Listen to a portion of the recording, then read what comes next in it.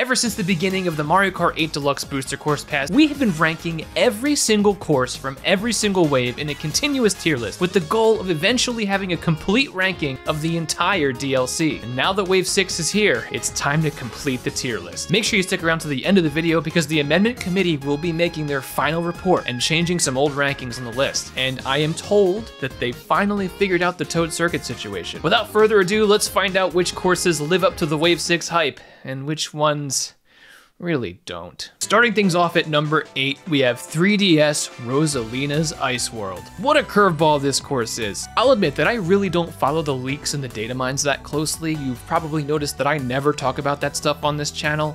It's mostly because I still want to be at least a little bit surprised when we get new content.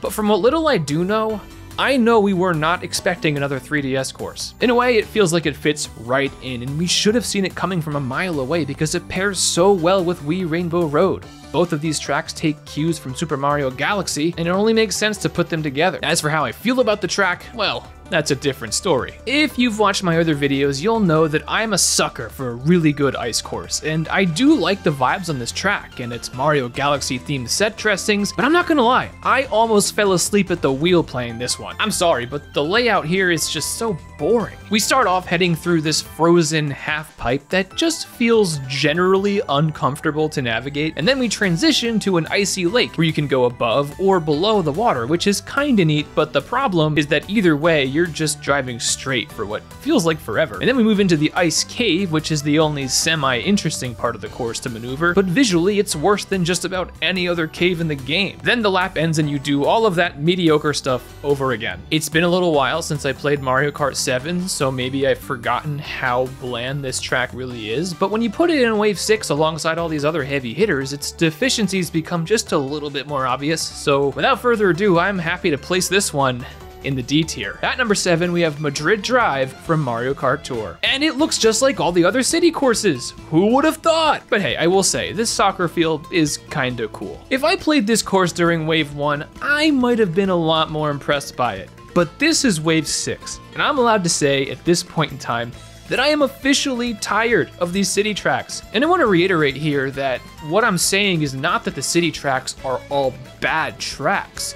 It's just that when you give us one after the other, and they all kind of share some common elements, you just get a little tired of always being guaranteed something in the new wave that you kinda already got in the last wave. And unfortunately for Madrid, it probably does stack up to some of these other tracks in the B tier. It does share all of the common elements that did land them in the B tier. But of course, my city fatigue has fully kicked in for Wave 6, and Madrid will unfortunately suffer the consequences of this repetitiveness by getting placed into the C tier. Coming in at number 6, we have Rome Avanti from Mario Kart Tour. Contrary to all the complaining I just did about Madrid, Rome makes up for a lot of that with its vibes. I love the fact that it's at night, I love how the Italian architecture distinguishes itself from the repetitive nature of the many other city courses, and I love how the Roman Colosseum has chain chomps locked up. Now look, this may be bordering on animal cruelty, but Italy is taking decisive action to deal with the roaming chain chomp problem we've encountered in some of the other city courses, and I have no choice but to commend them for their dedication to public safety. The layout of this track has some things in common with all of the other courses that I've complained about, like its slightly convoluted layout, but the theming here makes it feel just a bit more interesting than the others. And I will say the first time I played these courses was with Game Girl 53, and she said it's the kind of course that's good to play before bedtime. Now I don't think she's saying the course puts her to sleep. What I think she's saying is that it has a very calming, mellow vibe, and I'd say that's a compliment. Whatever she means, it feels right to put this course into the B tier. At number 5, we have Daisy Circuit from Mario Kart Wii. This was my favorite circuit back on Mario Kart Wii. You can see for yourself by watching my Mario Kart Wii ranking video. And here, while I'm not sure if it's my favorite circuit out of all the however many are in Mario Kart 8 Deluxe, I can say for sure that the same enjoyment I got out of the Wii version is refreshed and maintained here. The Golden Hour Sunset is absolute eye candy, the music is some of the best this game has to offer, and the vibes on this course are just simply immaculate, which does a heck of a lot to carry this course's ranking, because the layout itself has always left a tiny bit to be desired, and that's still the case here. But it does have some unique parts that make it stand out, like drifting a full U-turn around the lighthouse and taking this staircase shortcut, which is really kind of weird if you think about it. Like, where is this staircase supposed to go? It just kind of shoots straight through these buildings. What utility does it provide for the residents of Daisy's Circuit? Why are the cars allowed to just fly through it?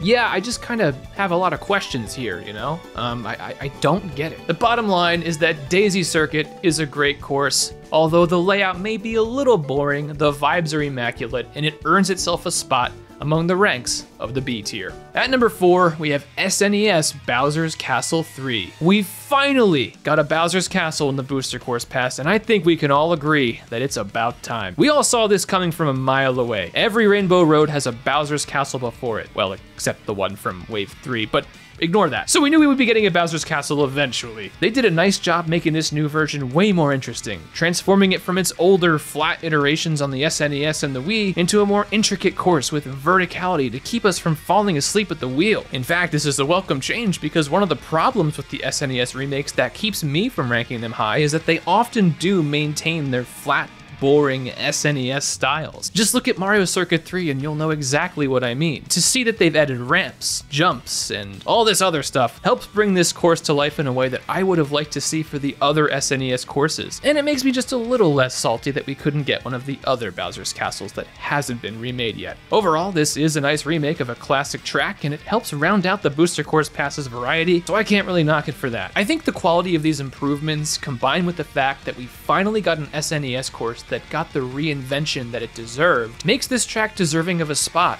in the A tier. At number 3, we have Piranha Plant Cove, which is a new track, but also not really because it's in tour, but we'll call it a new track, whatever. You know what I love about this track? The fact that it does the 3 unique lap thing in a way that doesn't make me want to throw up because it's the 50th city course in a row. I love the 3 different laps gimmick in the cities, but I don't always love the execution. In this track, however, the 3 laps are distinct, but they don't all feel like they're totally on top of each other in a dense, congested layout. This course takes the 3-lap gimmick and turns it into more of an adventure, which really bolsters the experience. One area that at this course I feel might be lacking in is the visual department. I just feel like I'm racing past giant rock walls for half the course, and that can get to be a bit boring, especially compared to some of the other visually stunning courses in the game. Overall, this track continues the trend of getting really strong, brand new tracks in the Booster Course Pass, and for that, it's earned its spot among the A tier. At number 2, we have DK Mountain from Mario Kart Double Dash. This is the 4th time we've gotten a DK Mountain remake, and normally under these circumstances, I might make an argument like, hey, why didn't we get Mushroom Bridge or Wario Coliseum? Those haven't been remade yet. But in this case, I'll make an exception. I love DK Mountain. This is just one of those Mario Kart all-timers, and it of course maintains many of its strengths here. One really cool difference, however, is the more natural, angry-looking face on the volcano. In the old version, it had more of a cartoony face, like all the ones on the clouds and the trees that we see throughout the Mushroom Kingdom, but this time, the volcano looks truly menacing, which I think is a really cool visual touch. Another change is how the bridge at the end is constantly waving, which might be a bit of a downgrade, but it's cool enough that it doesn't bother me. Though one question I have though is, why is it waving? Is there a windstorm? Is someone under there like tugging on it? Is there like a bridge troll? The track plays about as well as it always has, though I will say that Mario Kart Double Dash's more gritty and bouncy mechanics made racing down the mountain feel a little bit more intense. 8 Deluxe has a more polished, clean feel to it, which I think removes a small degree of that downhill thrill, but overall the course plays great and I'm super happy to have it back. And it only feels right that we got this track alongside Funky Kong and Diddy Kong. Welcome back, boys. Hopefully it's not my nostalgia goggles blinding me here, but I'm happy to place DK Mountain among the ranks of the S tier. And at number 1, we have Rainbow Road from Mario Kart Wii. To me, this course always felt like a grand celebration at the end of Mario Kart Wii, with some of the prettiest visuals in the whole game, a grand soundtrack to go along with it, and just the right amount of difficulty to feel like the final challenge in the game. And all these years later, having it back to anchor out the Mario Kart 8 Deluxe Booster Course Pass just feels right. Its gorgeous visuals are enhanced in its new modern form, the music is redone, and it damn near made me cry hearing it in the Wave 6 trailer, and the difficulty is just right. Two of my favorite things about this specific remake are the fact that when you fall off the course, you still turn into a fireball just like you did back on the Wii version. I love pain. and the fact that we drive 3 full laps of the course. That was something I didn't like too much about the 3DS Rainbow Road back in Wave 3, so I'm happy to be able to drive the course in its entirety the way it was meant to be driven. The inclusion of Wii Rainbow Road brings the Rainbow Road grand total in this game to 5, which is honestly kind of crazy if you think about it. And what's funny is even that doesn't always feel perfect because we're still missing absolute bangers like the Double Dash Rainbow Road and the DS one, but I digress. What matters the most is that I'm so excited to have this absolute masterpiece of a course here in the modern era, and driving through it brings back all of the nostalgic feelings from my childhood. And it still has that perfect grand finale celebration vibe that just makes it the perfect course to anchor out one of the greatest DLC packs in gaming history. If I could give it this trophy, I would. I just can't because, like, well, it's mine. I'm the Mario Kart champion. And for the final ranking on this tier list, Rainbow Road goes straight into the S tier. Yep.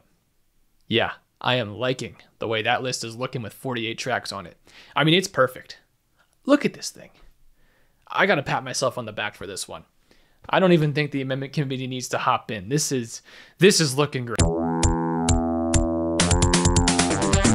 Thank you all very much for joining us today for the Amendment Committee report. I'd like to begin things by thanking you all sincerely for your undying support throughout this tier list process. If not for your comments, it would have been near impossible to untangle the mess that Game Guy has made with this tier list.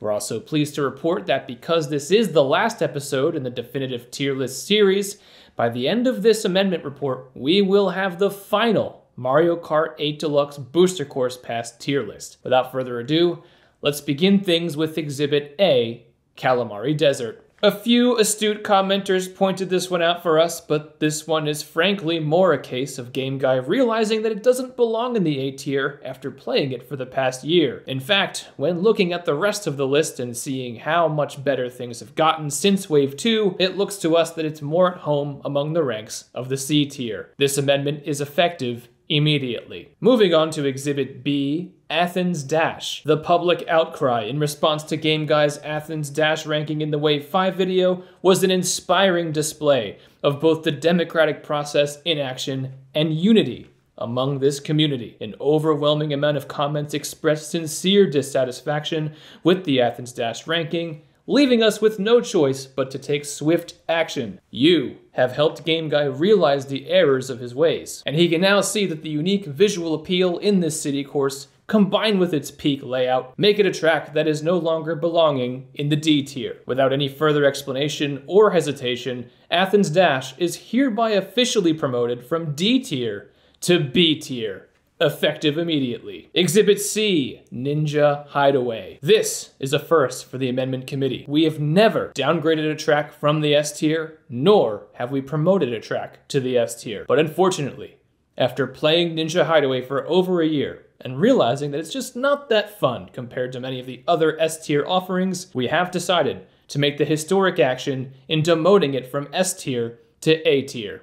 Effective immediately. Notably, this makes Wave 1 the only wave in the entire Booster Course Pass without a single representative among the S tier.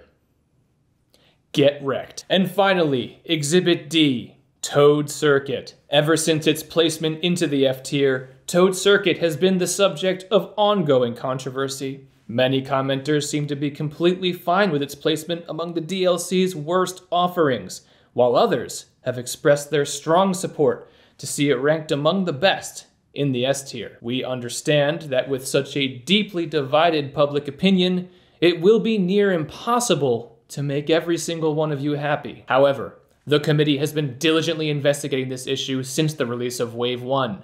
Game Guy has played this course an additional 10,000 times to finalize his opinion, and so we are pleased to announce that we have finally reached an amicable decision. It is on this date, November 10th, 2023, that the Amendment Committee hereby announces that Toad Circuit will be demoted from F tier to... Wait a minute.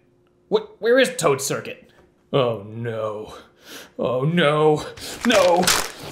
There's nothing in the protocol for this! HQ, this is the Amendment Committee reporting. We have an emergency. Toad Circuit is MIA, and I need a location stat. I'm on it. Yeah, I'm putting a 2384 out on Toad Circuit. He's missing from the tier list. If we could Is that... sir? I do not want to alarm you, but he is right outside Game Guy Studios. He is coming straight to you. Copy that.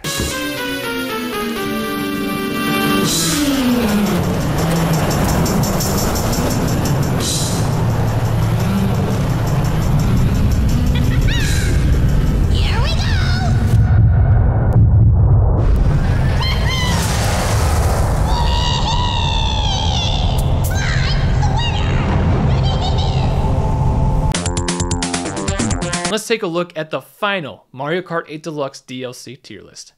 Hold on a second.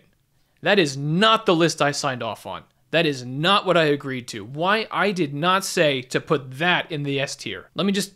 Yeah, there we go. That looks more like what I agreed to. And on top of that, for those of you who have been following, Wave 6, to my knowledge, does not have a Bouncy Mushroom. So that makes this wave and Wave 4 the only two waves without a Bouncy Mushroom. Well, some of you said that the tents in Bangkok are kind of like Bouncy Mushrooms, and I'll give you that. Maybe you're right. We could have a debate here. But at the end of the day, Wave 6 is the only course without a bounce. And I don't know how I feel about that. You would think that the grand finale would include some sort of bouncy mushroom. And believe me, I know that you guys won't all agree with the choices I made on this list. It is what it is. But I think what we can all agree on is the fact that it is insane that we now have a Mario Kart title with 96 courses in it.